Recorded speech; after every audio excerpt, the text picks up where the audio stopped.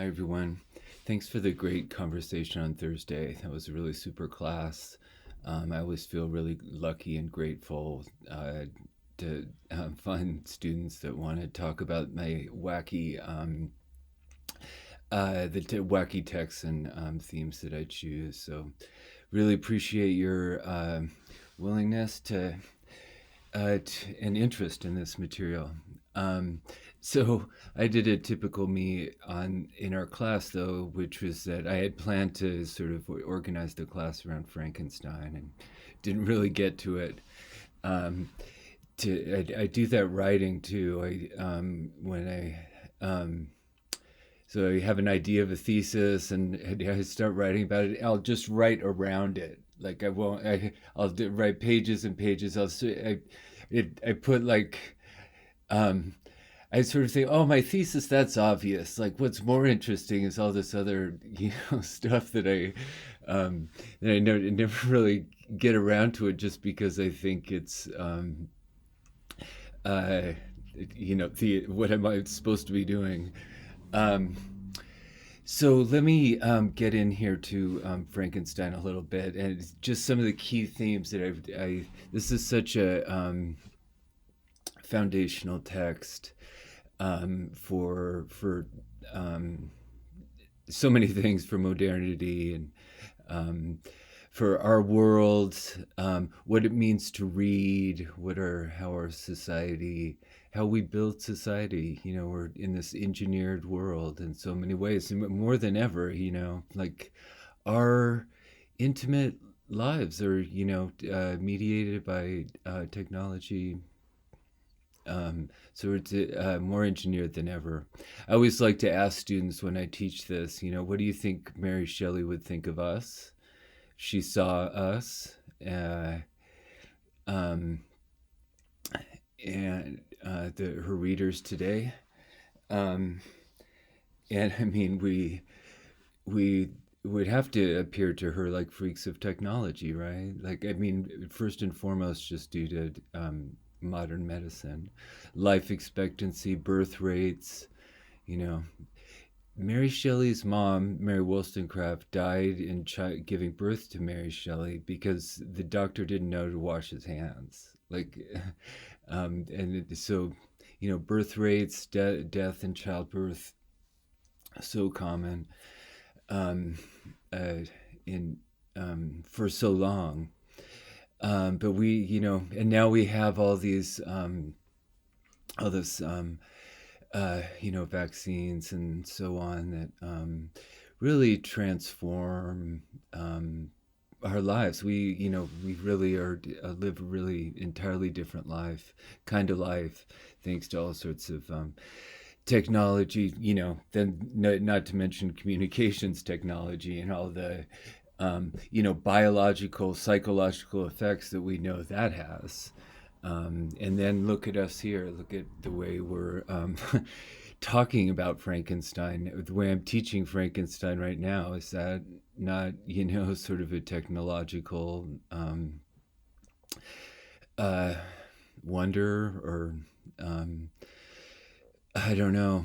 Anyway, the uh, key theme of the novel, as I try, just started to talk about, reproduction.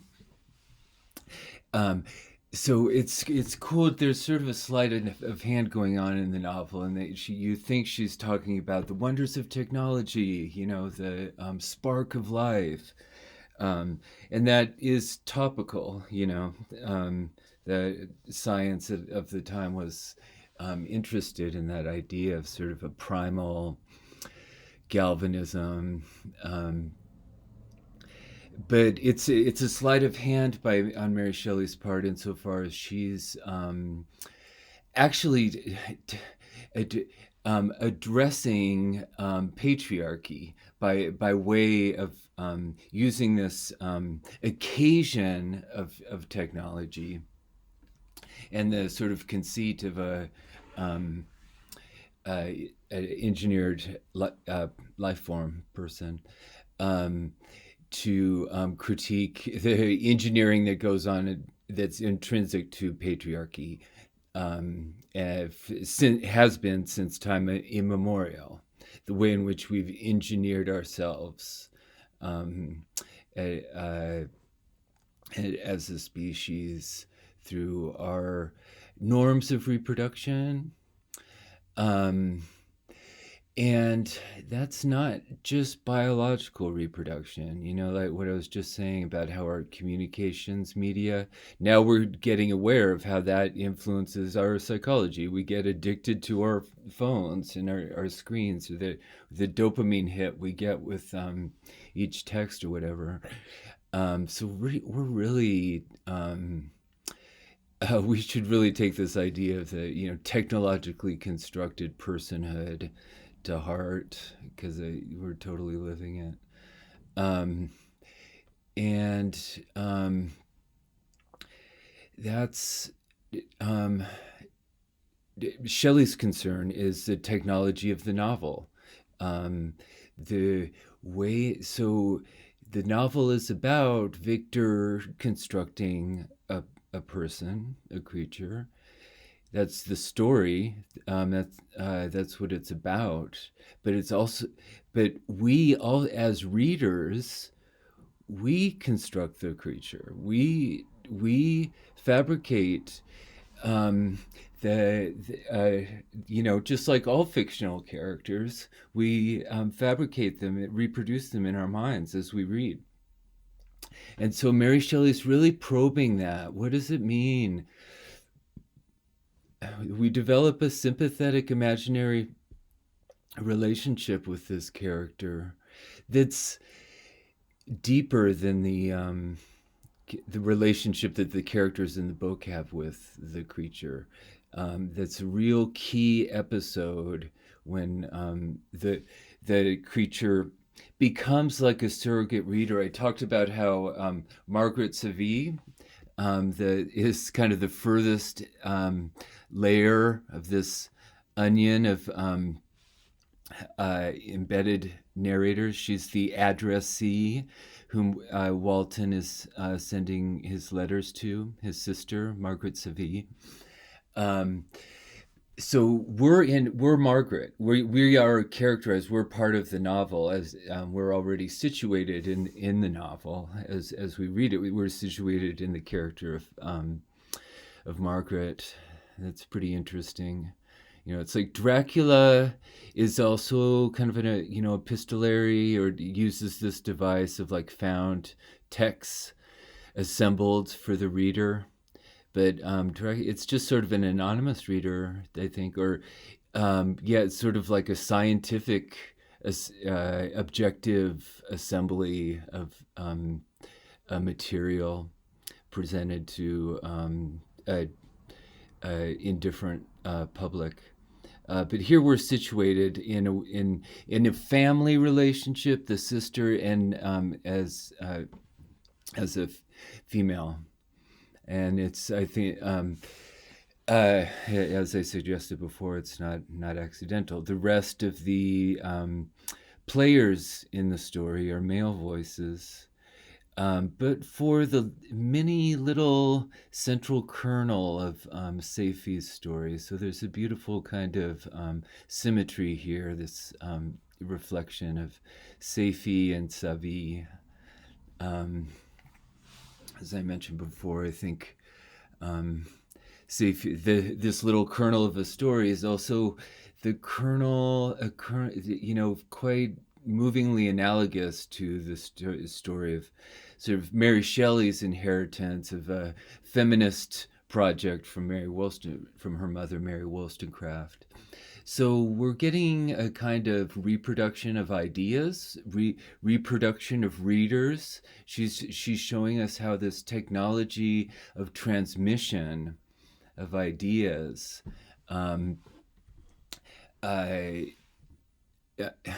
it is embedded in the novel, or works in culture, but it's a kind of subaltern transmission of among outsiders.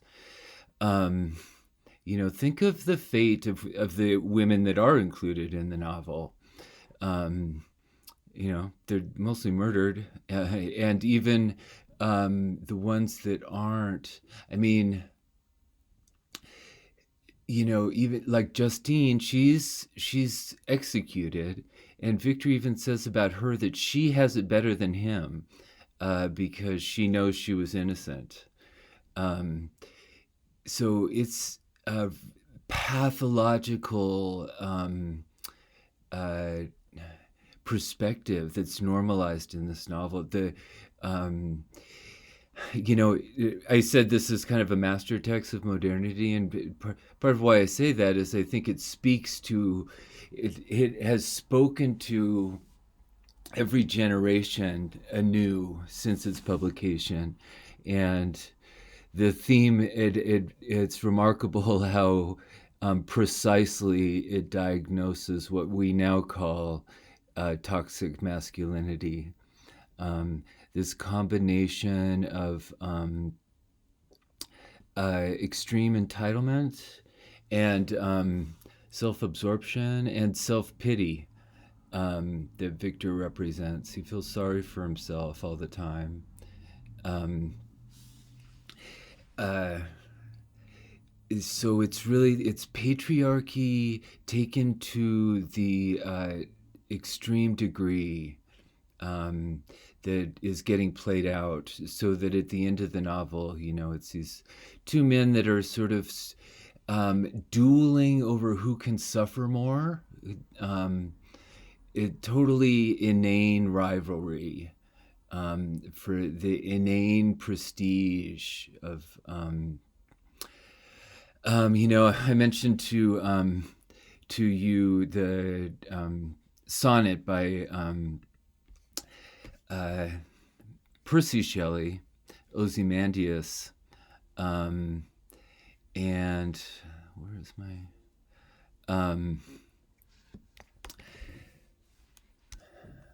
that's famous uh, articulation of kind of inane masculine identity. Look on my works, ye mighty in despair. King of kings, that sort of empty redundancy, sort of king of the hill. I'm just, it's just sort of this empty category of dominance. And that pervades the novel. Look at Victor's autobiography, or his self-narration. Um, the story, my father was a Genovese. He starts this total patrilineal account of his family, and first of all, he's just a, a public ruler, like a lawyer. He has no use for family. His only use is exercising political power. But then he remembers, oh, I need to pass down my name. So that's why he gets a family. Um, and then a friend of his named Beaufort, like beautiful and strong, he runs into some bad luck and loses his money. And out of pride, he has to leave town. So instead of just staying in town and trying to make the best of it and asking for help or something, he's too ashamed. So out of pride, self-pity, he leaves town with his daughter, and thereby makes her totally vulnerable. She, to being basically, just claimed by Alphonse, like as his property, like as a kind of right, and that happens over and over again. These adoptions as ownership. So again, possessive individuality. I own my name. I own you. But what Solnit's talking about in terms of the owner, claiming identity, the female identity by naming it. And Victor talks about his, they would, um, Elizabeth as a pet, favorite animal, the plaything. Um, and Victor finally, if you look at, I think it's on page 32 or so, that when Victor articulates his project, why he wants to create a um, person, um, he says, so a race, no father will um, deserve their affection. No father will deserve the affection of his offspring as much as me. I will. So he's thinking of affection as something you deserve, as entitlement. Um, and but at the same time, both and Walton likewise, he's after the North Pole. He wants to find the secret of the needle that organizes what he says 1,000 celestial observation. He wants to find likewise this kind of godlike omniscience over the world. But both of these two, Walton and Victor, their prime motivation that is they want a friend. I need a friend. I lack a friend. And they're always feeling sorry for themselves for how lonely they are.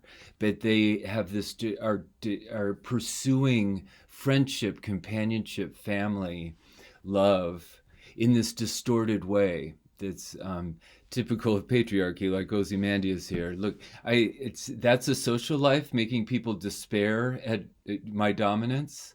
Um, but that's what Walton and Victor. That's all they can conceive as a kind of social identity, is this absolute entitlement.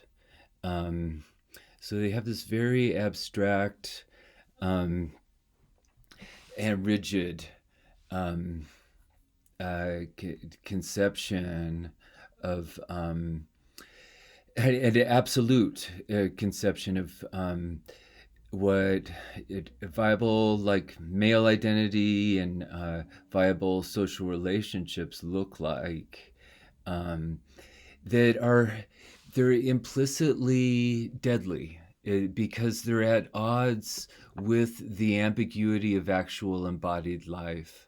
So that kind of brings us back to the slippery slope of silencings. It's not just about asserting my point of view over yours. It's about intolerance for your existence, your body, your embodied existence, and my embodied existence. I mean, the Victor, and it becomes self destructive. He's intolerant of himself, of his own of embodied reality in general. Um, take a break. It has no place in the world, so the only reflection of itself it can have is just by destroying the world, causing destruction. And so that's what Victor describes here in this image of the blasted stump that created by a lightning bolt. And it's pretty on the nose metaphor here. It's the beautiful oak, the old and beautiful oak, the tree of life, the organic family, blasted by the power of this godlike power. On a sudden I beheld a stream of fire, Promethean power, from an old and beautiful oak which stood about 20 yards from our house, and so soon as the dazzling light vanished, the oak had disappeared, and nothing remained but a blasted stump. When we visited it the next morning, we found the tree shattered in a singular manner. It was not splintered by the shock, but entirely reduced to thin ribbons of wood. I had never beheld anything so utterly destroyed. So Victor says, that's what I want. I want that power to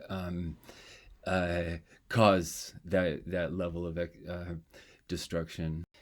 and that level of destruction is what Victor exercises in the novel. That's basically what the novel is about: is how the trail of destruction that he leaves in his path that ultimately consumes him. What the monster it describes at the end is the miserable series of my existence. This, which suggests this kind of like contagion, this series of inane, compulsive, what he also calls impotent envy. It's what drives these men, what drives patriarchy. Impotent envy, because it's the only power it recognizes is godlike. So it's inherently self-destructive. And it wraps the as his words indicate, it wraps the monster or the creature in this miserable series. This Freud talked about the death drive in terms of a compulsion to repeat, sort of a failure to learn, failure to interact, but just sort of a deadly mechanical. He was, when Freud said that, he was talking about post-traumatic stress disorder, the returning to the trauma, re-inflicting it over and over. This inability to process and grow, work through, is mediate. That's inability to mediate. But before the monster is, you should really call it the creature. I just got started calling it the monster for some reason. Before the creature's sort of infected by this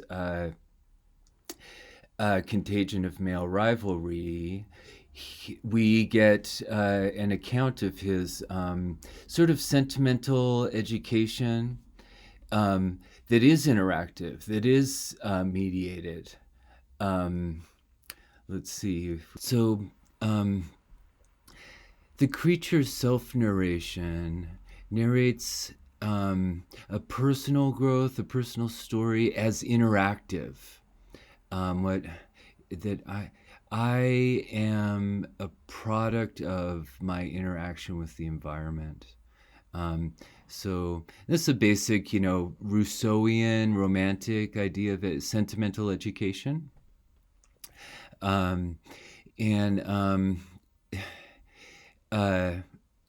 So it's, as opposed to Victor's selfhood that's defined by its capacity to destroy the world, this sentimental education has a kind of, even erotic relationship to the world, because I'm mediating myself through the world. In fact, I pulled up this picture because it's kind of a version of the Frankenstein story, the Promethean story. It's Bruegel's landscape with the fall of Icarus. And what's wonderful about it is how it marginalizes the hero, the Promethean hero, who wants, like Walton, the secret of the needle, wants the godlike power of the sun. That epic heroic quest is marginalized in Bruegel's painting by the rhythm, the mediation of life, of temporal life in the world, the moving, transporting, in the earthly material rhythm of life. That is precisely what this, Promethean ambition is, to escape. So that's what we see, something more like these kind of interactive rhythms, environmental rhythms that the creature learns before he gets sucked into his rivalry with this fight to the death with Frankenstein. So notice how this it's kind of a birth scene. There's the couple different birth scenes in the book, and I want to take a look at Frankenstein, the initial birth scene, but notice how inchoate the creature's experience of is. He can't even distinguish his senses. There were no distinct ideas in my mind. All was confused. I felt light, hunger, thirst, darkness, innumerable sounds, various scents.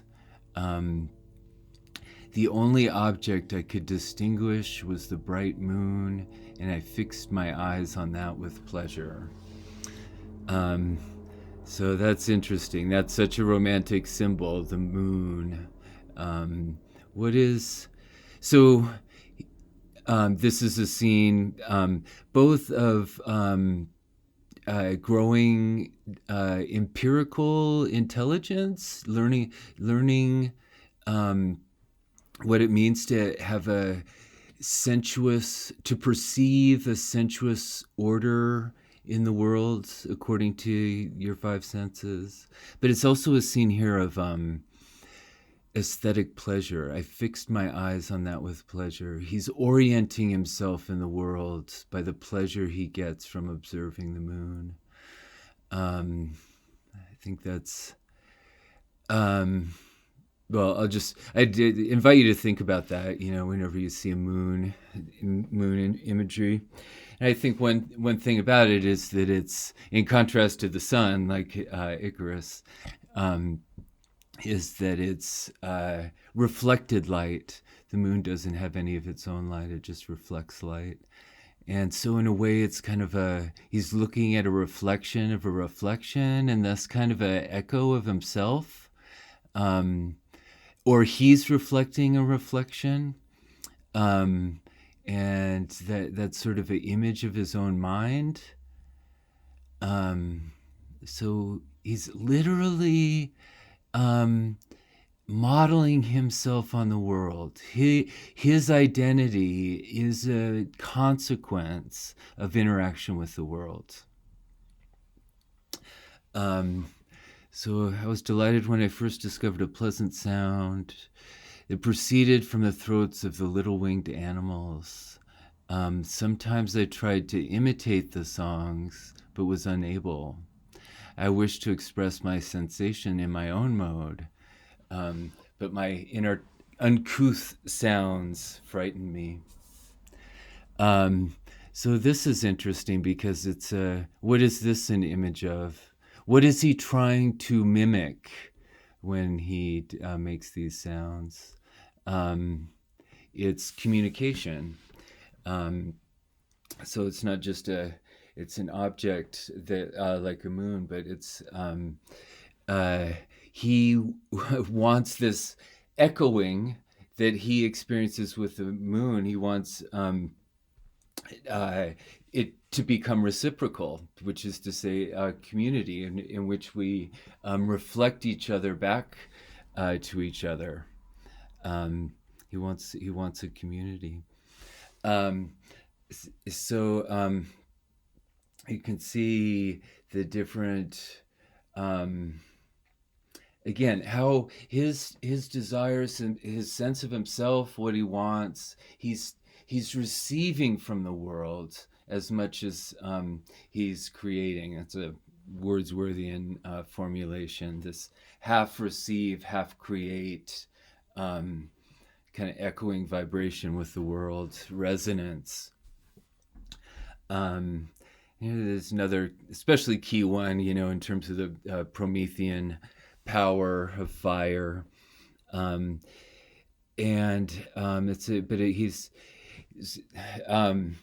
He's learning the power of fire, but crucially, he's learning the power of relationships, relativity. Um, so fire isn't absolutely good. He's learning what Icarus didn't know. Um, that fi- the value of fire and things in general depends on how you use them. They're not absolute. It depends on the relationship that you establish with things, whether they're good or bad. One day, when I was oppressed by cold, I found a fire which had been left by some beggars and was overcome with delight at the warmth I experienced. In my joy, I thrust my hand into the live embers, but quickly drew it out again with a cry of pain.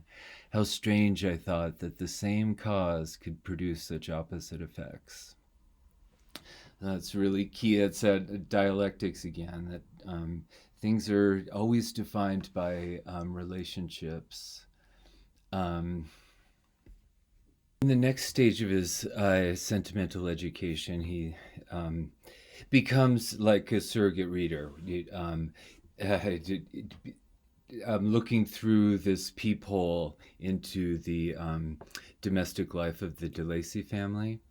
Um, and that's what all novels are, right? You know, being a voyeur, observation in other people's imaginary people's private lives. So he's really becoming a reader here. That's the next stage of his development, is learning how to read bodies. Um, and this is sort of the human equivalent of the birds singing back and forth to each other. He learns what family feels like, what community, what that sort of reverberation, communal, reflecting back and forth to one another, um, who we are. It's one of the more beautiful passages, I think. Um, and he's learning also the sublime, the sublimity of human connection.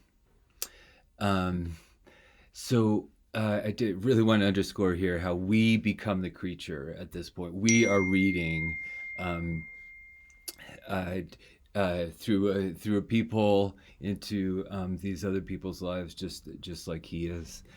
A small and almost imperceptible chink through which the eye could just penetrate. In one corner, near a small fire, sat an old man, leaning his head on his hands in a disconsolate attitude. The young girl was occupied in arranging the cottage, but presently she took something out of a drawer, employed her hands, and she sat down beside the old man, who, taking up an instrument, began to play and to produce sounds sweeter than the voice of the thrush and the nightingale, so even more beautiful than the birds. It was a lovely sight, even to me, poor wretch who had never beheld aught beautiful before. The silver hair and benevolent countenance of the aged cottager won my reverence, while the gentle manners of the girl enticed my love. He played a sweet mournful air, which I perceived drew tears from the eyes of his amiable companion, of which the old man took no notice, until she sobbed audibly. He then produced a few sounds, and the fair creature, leaving her work, knelt at his feet. He raised her and smiled with such kindness and affection that I felt sensation of a peculiar and overpowering nature. They were a mixture of pain and pleasure, such as I had never before experienced, either from hunger or cold, warmth or food, and I withdrew from the window, unable to bear these emotions. So it's more intense than fire. The spectacle of love, of human connection, compassion, sympathy, um, and we're feeling it through. This is, I think, it's kind of like a suturing. We understand what he's describing, the feeling he's describing. We sympathize with him, and that's what he is this act of sympathizing. He's becoming himself through this capacity for reading, just as we are. So just as we're learning from him who we are. Um, So now you see reading in this sense, it's like this kind of Frankenstein creature creation is that's what reading is, and that's what human interaction is. We're a product of our the discourse, the way we mediate each other um, in our various forms of communication, um, uh, spoken language, written language. Communication with the creature is borne out. Uh, Pun intended, I guess. In the scene where he crashes into the DeLacy, it's like he bursts into the book he's reading or the movie, that he's watching. Um, because DeLacy. So first thing to notice, DeLacy's blind, so can't see the creature. Who else can't see the creature? We can't. So we're so as, how does DeLacy relate to the creature? He through words. How do we relate to him? Through his words. Um, so we again another surrogate reader. We're in relationship to the creature just like DeLacy is to the creature. Um, and the creature convinces him that he's human. There's something in your words that convinces me you're sincere, DeLacy says. um, it's so powerful. Like, you are in your word. You are your words. Your sincerity is embedded in your words. um, uh, I think that's it. It's um, so and then the characters rush in who can see the creature, and they ostracize him. So what does that tell us? That we as readers of the novel have a better relationship to the creature than the characters in the novel. uh, right, we're more important characters in the novel than they are, as relates to the creature. Um, that's and at the same time, like, maybe we realize that if that reading language offers a means of overcoming arbitrary social hierarchies like patriarchy and racism, all of which are in play, nationalism, all of which are in play in this novel, and um, getting exposed and considered in different ways. Another thing language does, or another aspect of life that language creates here that we see, is time. Now is the time. Um, embodied life happens in time. Sympathy happens in time. It has to be done. It can't just be um, latent. It has to be manifest in time. Um, and that's like a poem. That's the novel gives us that. Now is the time. It gives us a feeling of, if you're going to have sympathy, it has to be applied now.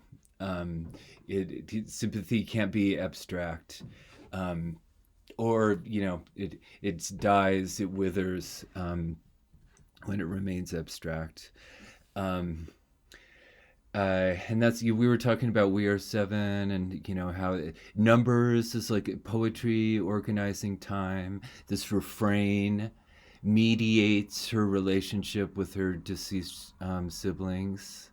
Um, it gives us time. It organizes our feelings and relationships in time, like music does. I'll give you another example of the same thing. Um, we tend to think about our moral judgments, ethical judgments as rather intellectual. Philosophers have these problems about should you, if there's, a train's going to crash and kill 5 people unless you shoot 3 people, like, what should you do? Like, that you think is like intellectual problems that you need, puzzles that you need to figure out, and there's some kind of right answer.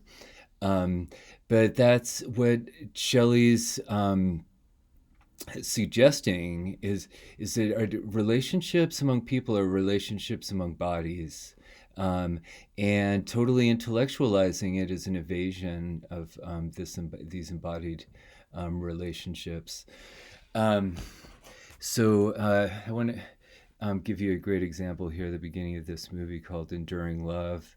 Um, don't want to spoil anything, but just want to mention sort of the symbolism of the wind, is a force of nature, unpredictable, chaotic, um, and the big red heart is sort of the most banal, and yet somehow sublime, also a symbol of love.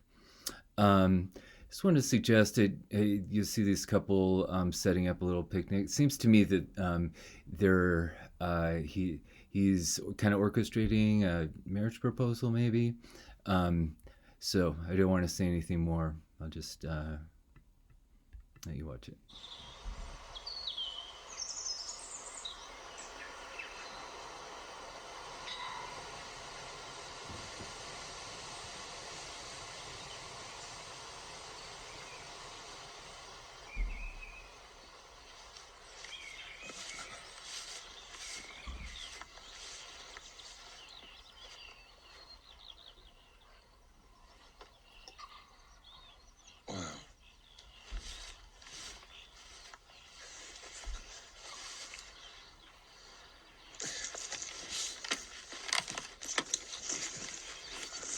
Thank you.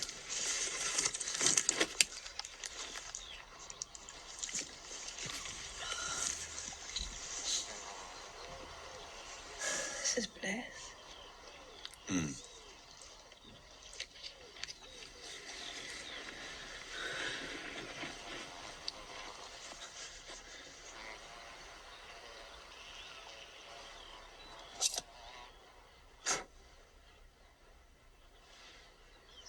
Take this.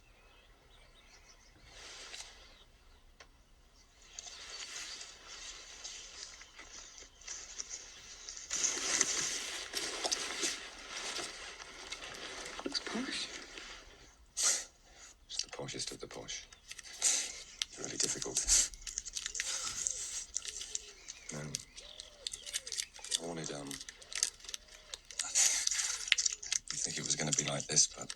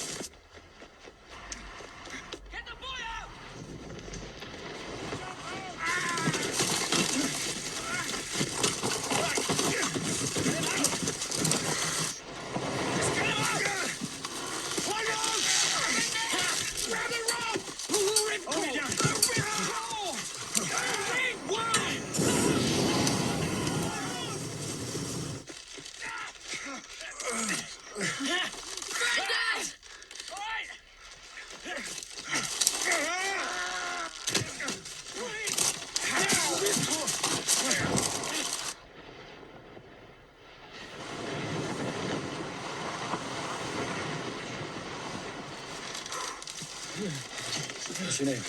Harry. We're going to get out.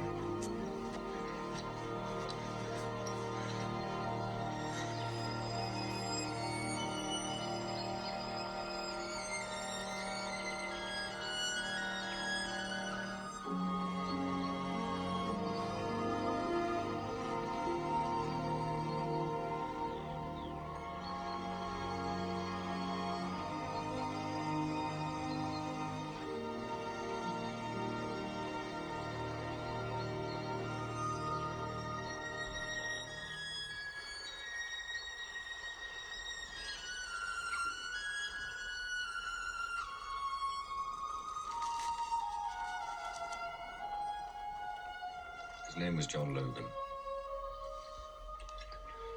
He was a chief. So it's pretty compelling juxtaposition. It's parallels to juxtaposition in representations of love and affection.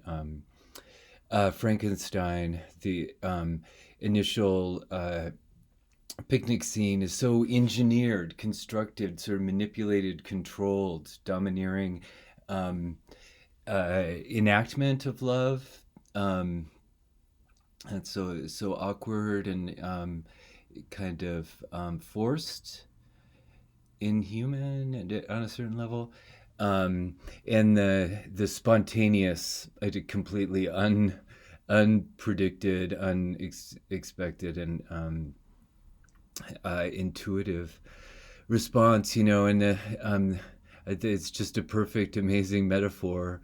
As kind of that, the metaphor seems quite constructed too. This, huge heart in the sky. It's like, how long can you hang on? How long are you devoted to the heart? How committed to the heart are you? It couldn't be more sort of literal, but it's good. It's powerful cinema, and that's a aesthetic reaction we have to the movie, a physical reaction.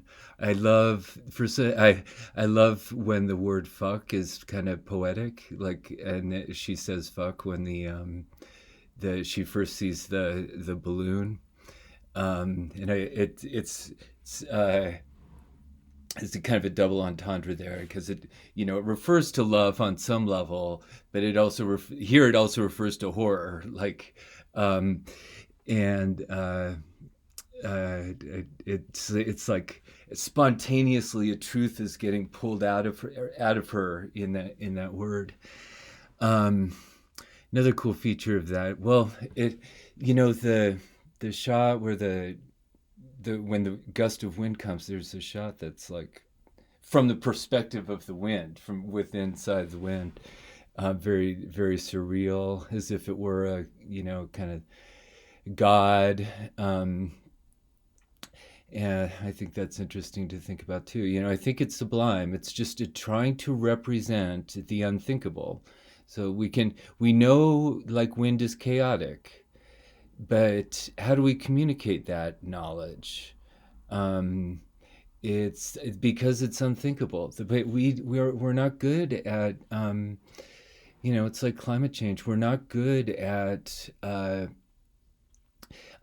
grasping and communicating these really large numbers, low probabilities, but nonetheless real. Uh, long spans of time, geological time. But they're real. But our brains just aren't built. We don't, and our language isn't built to represent that level of complexity. But that's what poetry's for, and cinema. Because I think that this captures something, about love as sort of a leap of faith, or the opposite of a leap of faith, a kind of refusal to let go that's irrational, just like I was talking about, that our devotion to babies is irrational. That's how it happens, and if you expect it or force it to come some other way, there's something kind of violent about that. And even stranger, the ones I love the best are stranger than the rest. The guy who holds on is a stranger. He's the one that came up in the car, and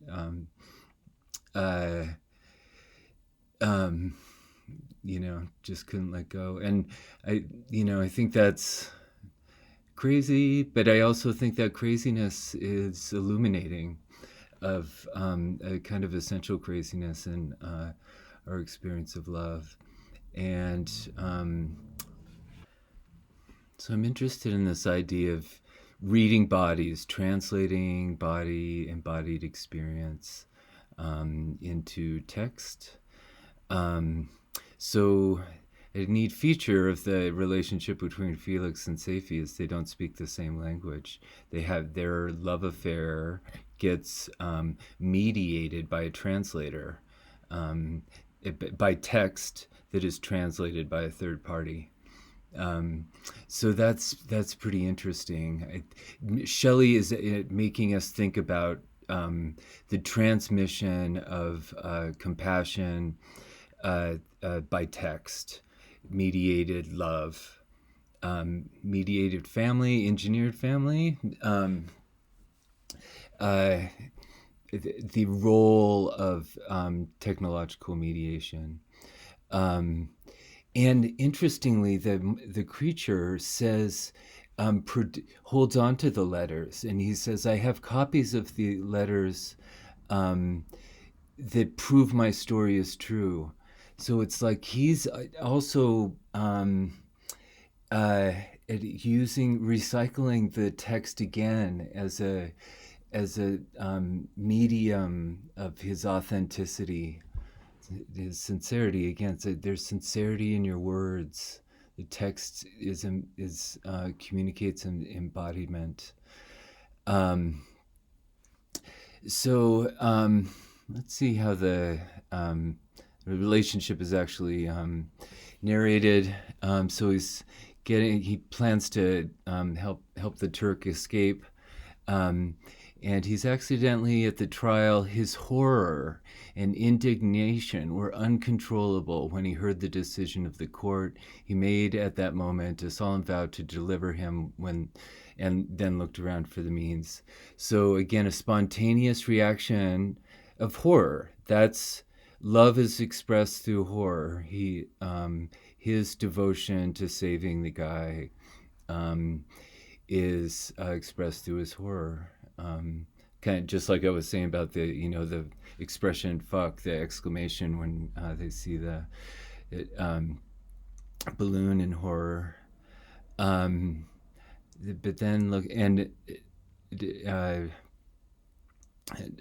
um, listen to how this develops. The Turk quickly perceived the impression that his daughter had made on the heart of Felix and endeavored to secure him more entirely in his interest by the promise of her hand in marriage so soon as he should be conveyed to a place of safety. Felix was too delicate to accept this offer. Yet, he looked forward to the probability of the event as the consummation of his happiness. That's very precisely worded, I think. Um, so his horror expresses his love. Here, his delicacy disguises his enslavement of her, buying her. He's implicitly expecting her in exchange for the aid that he's giving. So that I think that's lovely. That he was too delicate. Oh, I could never do that. But precisely that gesture expresses his entitlement, expectation that he's going to get that. So we're talking about how language can mediate love, but language can distort and disguise just the opposite, violence. And this distinction that I've just made in Felix's behavior and rationalization of his behavior is illuminating, telling when we hear the backstory of Safie and her mother. Safie related that her mother was a Christian Arab seized and made a slave by the Turks, recommended by her beauty. She had won the heart of the father of Safie, who married her. So it kind of sounds like Felix. Like he fell in love with her and he was kind of entitled to her just to appropriate her. Just like, the characters, just like Frankenstein's mother, um, and the other Elizabeth and Justine. Um, when the young girl spoke in high and enthusiastic terms of her mother, who, born in freedom, spurned the bondage that she was reduced to. She instructed her daughter in the tenets of her religion and taught her to aspire to higher powers of intellect and independence of spirit forbidden to the female followers of Muhammad. Um, so Shelley is clearly indicting the sexism of Islam here. Um, but if as you read on, you see it's a bigger point that she's making, and in fact, she's if you're familiar with Mary Wollstonecraft's Vindication, um, this echoes that very powerfully. So the critique here, the feminist critique that Shelley is first leveling at Islam, as if Christianity were somehow better. Um, that's not right. It's precisely the critique that her mother made against Christian European treatment, education of women, infantilization of women, um, and so this is very moving because Shelley here is talking about a relationship between a mother and a daughter, a legacy handed down from a mother to a daughter, in the terms of Wollstonecraft's feminist writing.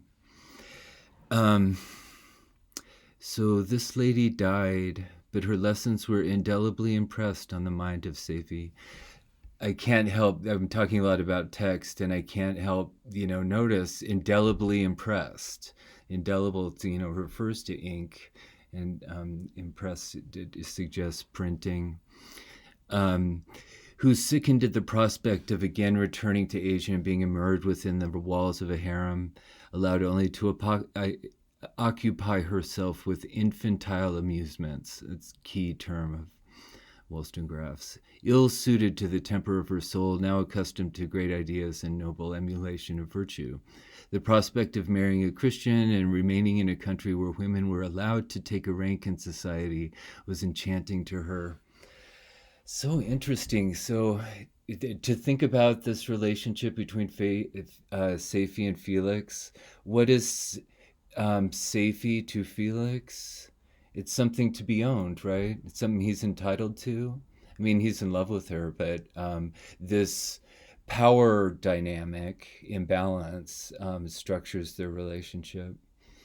But what is Felix to Saifi? It's an enchantment. It's a dream. He represents not. It's not about him as an individual. It's a social dream, a dream of a kind of possibility of a different social order. He blurs out or dissolves into a fantasy, and his name Felix, it means happiness. So it's more whereas so his love is about entitlement. He's going to get her. He is entitled to her. But Saifi's love is about following a dream, and following an enchantment.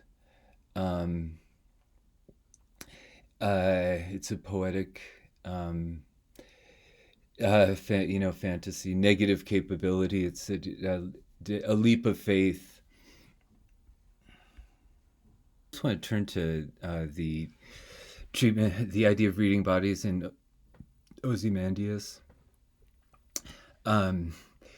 It's how that's compared to text, compared to the earth, compared to like stone, and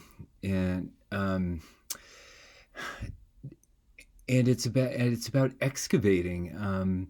So excavating a dream. Excavating a passion, an ability to read passion. Ozymandias by Percy Bysshe Shelley. I met a traveler from an antique land who said, "Two vast and trunkless legs of stone stand in the desert. Near them on the sand, half sunk, a shattered visage lies, whose frown and wrinkled lip and sneer of cold command tell that its sculptor well those passions read which yet survive, stamped on these lifeless things, the hand that mocked them and the heart that fed. And on the pedestal these words appear: My name is Ozymandias, King of Kings. Look on my works, ye mighty, and despair. Nothing beside remains. Round the decay of that colossal wreck, boundless and bare, the lone and level sands stretch far away.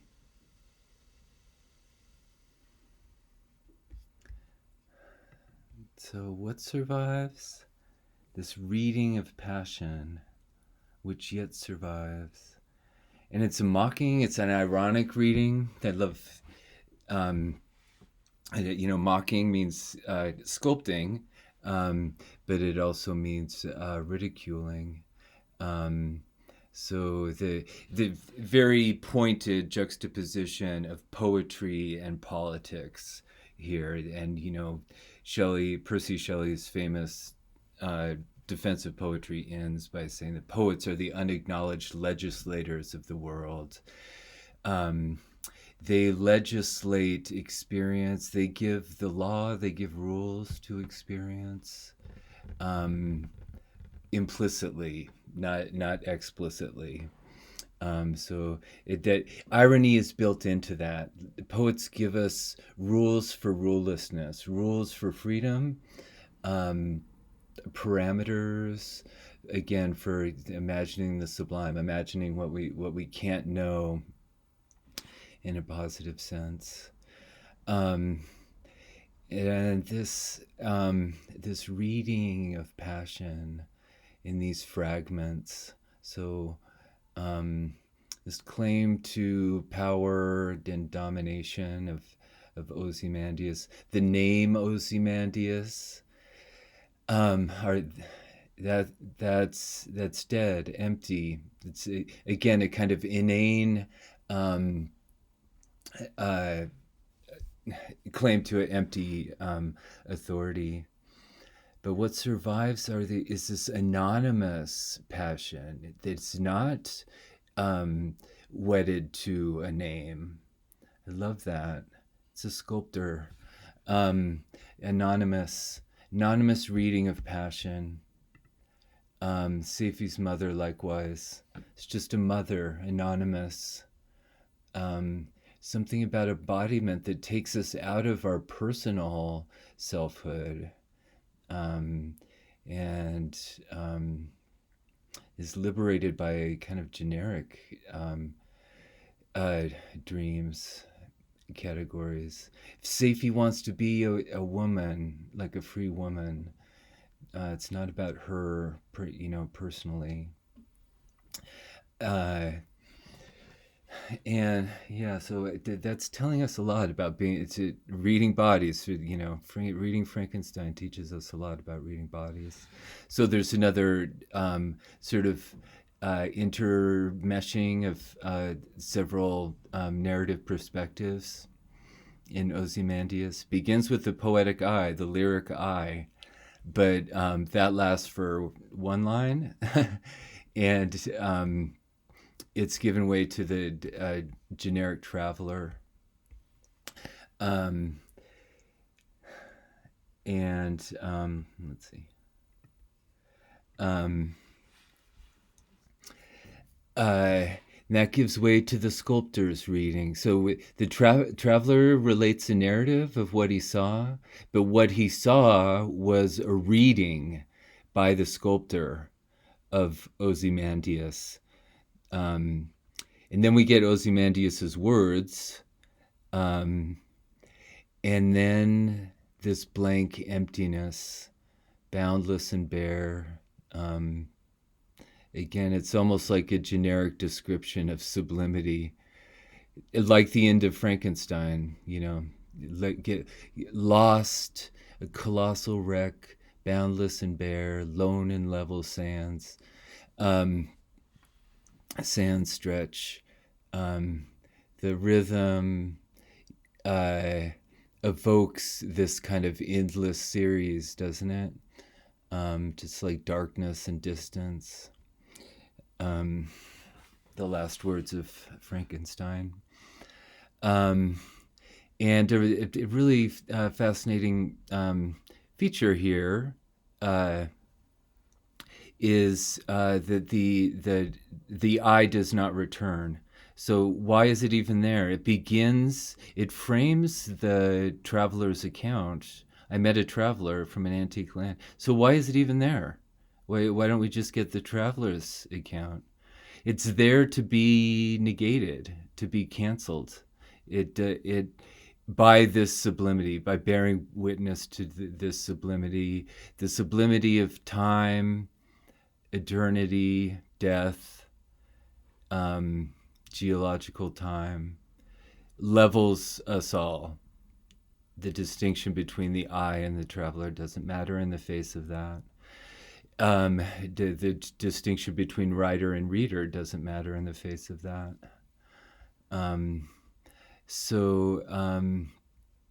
Again, this brings us into an experience of embodiment, of reading. It's teaching us about reading bodies, which involves kind of transcending our personal selfhood. And just, again, to notice the passions are read that are stamped. That suggests text too, stamped on these lifeless things. Just like the indelibly impressed dream of Seifi's mother, it impressed on her brain. I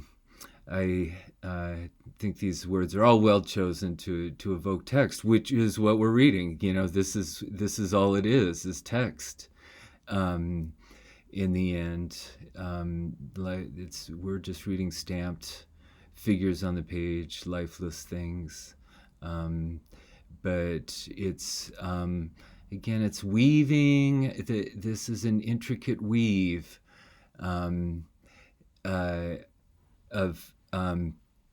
the embodied experience. It's teaching about the sublime animation of bodies and embodied experience.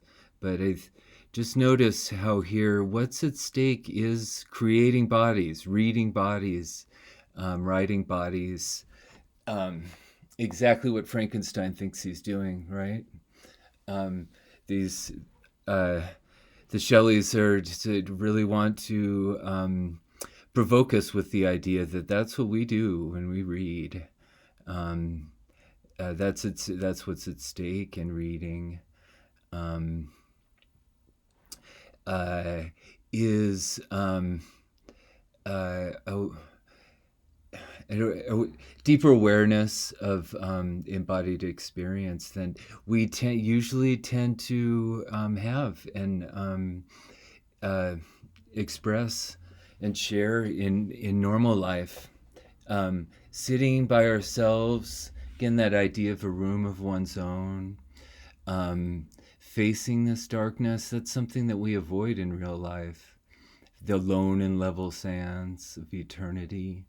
But it teaches us about mortality, the transience, fatality of bodies, which is the truth, which we all too often ignore. So this Seifi, this kind of echo of Seifi, Savi, it's like the translation, the letters between Seifi and Felix that are translated. It's not something to understand, but it's a rhythm to be engaged or not. Walt Whitman is great on the sort of rhythm of the body as a kind of rhythm, as an event something happening, not something to, um, fix and understand from any kind of like clinical distance. There's that in me. I do not know what it is, but I know it is in me, wrenched and sweaty, calm and cool. Then my body becomes. I sleep long. I do not know it. It is without name. It's a word unsaid. It's not in any dictionary, utterance, symbol. Something it swings on more than the earth I swing on. To it, the creation is the friend whose embracing awakes me. Perhaps I might tell more. Outlines, I plead for my brothers and sisters. Do you see, O brothers and sisters? It's not chaos or death. It's form, union, plan. It's eternal life. It is happiness. So he's weaving a family, weaving a body in this rhythm, weaving siblings, just like the girl. We are 7. And that's what I'm suggesting we do in reading the creature. I also wanted to mention this embodied rhythm. It's a female embodiment. This is kind of an inaugural horror novel. What's the most horrific aspect of this novel? Uh, I I don't think it's the creature. I think it's the creature's mate. It's the most kind of disturbing image I think of the whole book is the moment when uh, Frankenstein tears it to pieces. This half-created uh, creature, proto creature. Um, and it's interesting. I've been talking all this time about like, oh, we have this, we create the creature as readers, and uh, we have create a sympathetic relationship to this other body. But what about the body of what do we create in relationship to the mate? I mean, it's interesting that we talk. I think we can talk about it as a character, the creature's mate, even though it's just a proto character. There's something. What's going on when you get disturbed, when you're horrified by that image of Frankenstein tearing this not yet realized body? It's a body that hasn't yet cohered, even, but it's disturbing to see him tear it apart. Um, so that's maybe the most kind of profound body. This not even yet a body, but it's gendered.